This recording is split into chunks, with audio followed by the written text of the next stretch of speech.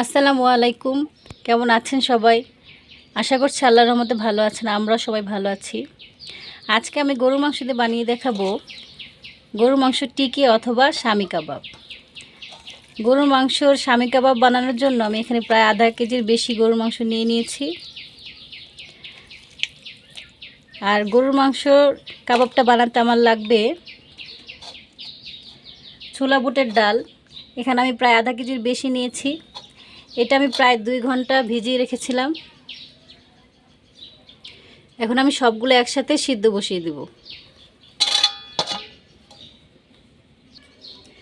আমি প্রেসার কুকারে সিদ্ধ করে নিব, যেহেতু চুলায় দেরি হবে এই জন্য প্রেসার কুকারে দিব, তাড়াতাড়ি হবে। আমি প্রেসার কুকারে মাংসগুলো দিয়ে দিচ্ছি।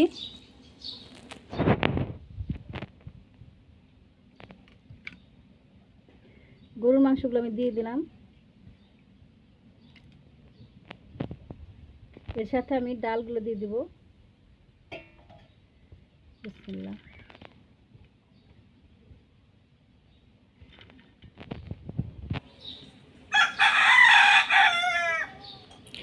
ডাল দেওয়ার পর আমি দিয়ে দেব এখানে কাঁচামরিচ, পেঁয়াজ আর আদা রসুন কিউব করে কাটা, এগুলো আমি দিয়ে দিব।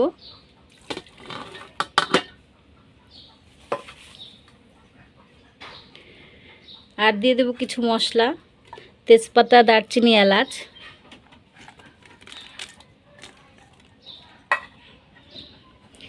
দিয়ে দেব লবণ, শুকনা মরিচ, ধনিয়ার গুঁড়া আর দিয়ে দেব জিরার গুঁড়া।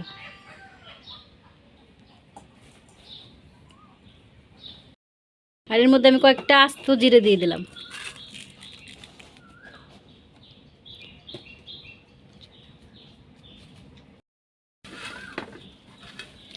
শুকনো মরিচ দিয়ে দেবো, পরিমাণ মতো লবণ, সামান্য হলুদ দিব,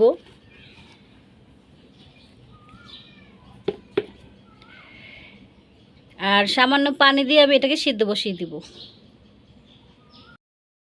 আর কয়েকটা লবঙ্গ আমি দিয়ে দিলাম।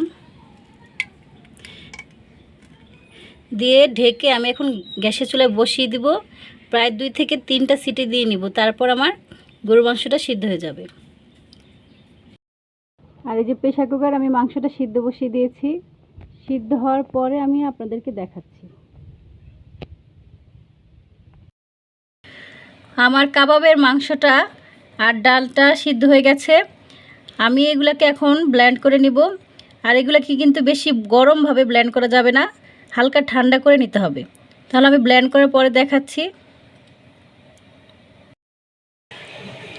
এভাবে আমি মাংসের কিমাটা ব্লেন্ডার করে নিয়েছি, এই যে। আর ব্লেন্ডার করার সময় অবশ্যই তেজপাতা, দারচিনি, এলাচ এগুলো ফেলে দিতে হবে। এভাবে সবগুলো আমি করে নেব। আর কাবাবের কিমাটা এই যে ব্লেন্ডার করা শেষ। আমি এর মধ্যে এখন এক এক উপকরণগুলো দিয়ে দিব। আমি পেঁয়াজ বেরেস্তা করে নিয়েছি। পেঁয়াজ আমি সিদ্ধ করার সময় দিয়েছিলাম, আর একটু বেরেস্তা করে দিব। কেউ চাইলে কাঁচা পেঁয়াজও দিতে পারেন। আমি বেরেস্তা করে দিচ্ছি, কারণ বেরেস্তা করে দিলে অন্যরকম টেস্ট হয়। প্রথমে দিয়ে দিলাম পেঁয়াজ বেরেস্তা।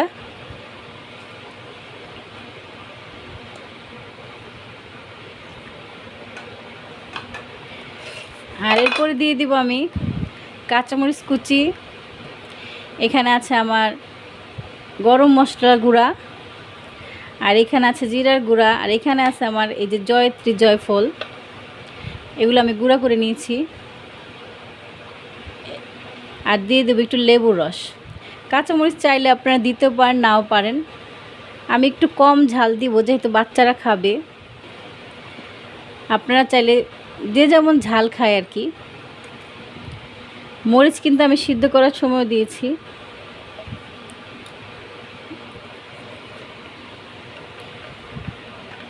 গরম মশলার গুঁড়া,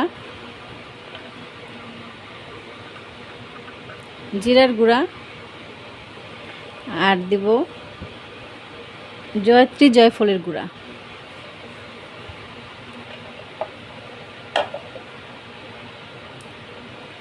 আর দিয়ে দেবো একটু লেবুর রস।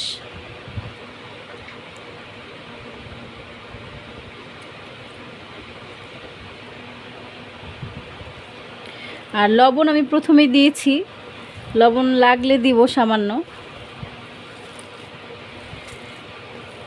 আর এর মধ্যে আমি একটা ডিম দিয়ে দিব।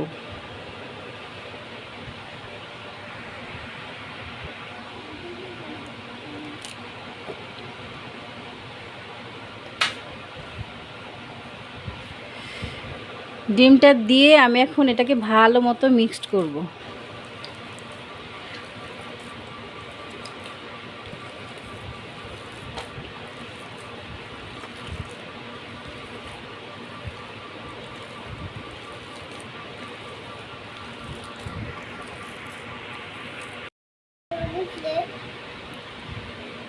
এই যে কাবাবের কিমাটা আমার পুরাটাই মিশানো শেষ। আমি কিন্তু ভালো মতো এটাকে মিক্সড করে নিয়েছি।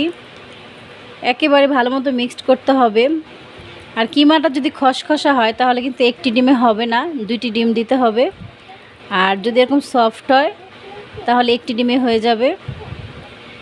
আর উপকরণগুলো দিয়ে ভালো মতো মিক্সড করতে হবে।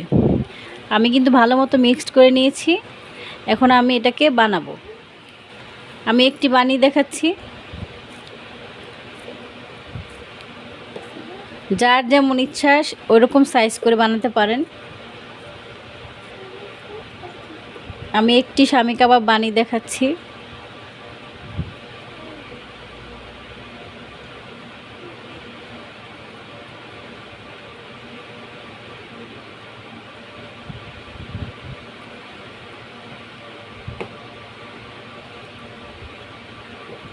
চাইলে সাইজে ছোট করতে পারেন, বড় করতে পারেন, এটা যার যার ইচ্ছা। আমি এমন করে বানিয়ে নেব সবগুলো।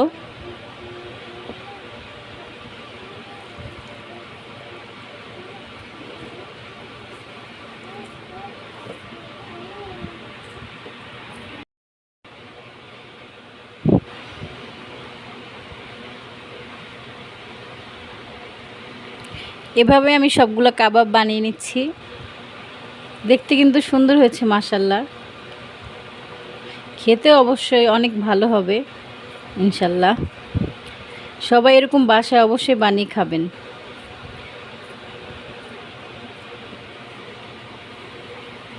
আমি একটি বানিয়ে দেখাচ্ছি।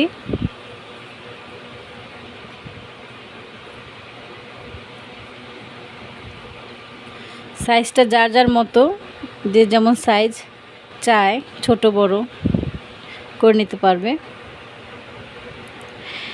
আর এগুলো কিন্তু আমি ঈদ স্পেশাল বানাচ্ছি। ঈদের দিন সকালে এগুলো খাবে পোলাওর সাথে। কাবাব কিন্তু পোলাওর সাথে খুব মজা লাগে খেতে। আর এগুলা কালকে বাচ্চারা সবাই পোলাওর সাথেই খাবে। আমি এগুলাকে এখন বানিয়ে ডিপ ফ্রিজে রেখে দেব, সকালে ভেজে দেখাবো।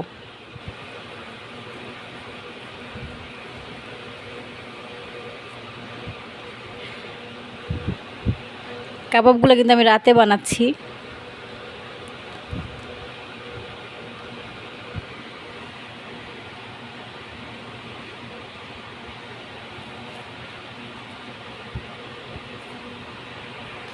এভাবে আমি সবগুলো বানিয়ে তারপর দেখাবো। কাবাবগুলো বানানো কেমন হয়েছে অবশ্যই জানাবেন। আর ভিডিওটি ভালো লাগলে অবশ্যই লাইক, কমেন্ট অ্যান্ড শেয়ার করবেন। আর কাবাবগুলো কিন্তু আমি এখন ডিপ ফ্রিজে রেখে দেব। কাবাবগুলো বানানোর সাথে সাথে কিন্তু ফ্রিজে রাখা যাবে না, অন্তত 10 মিনিট বাইরে রেখে রেস্টে রেখে তারপর ডিপ ফ্রিজে রাখতে হবে।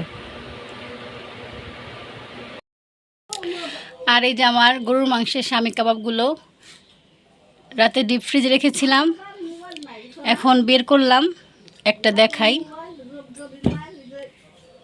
এই যে এখন কিন্তু শক্ত, ডিপে রেখেছিলাম, এগুলা বের করলাম, নরমাল হলে ভেজে দেখাবো। কাবাবগুলো এখন আমি ভেজে নেব। চুলায় তেল গরম করতে দিয়েছি, একটা একটা করে দিব। বিসমিল্লাহ।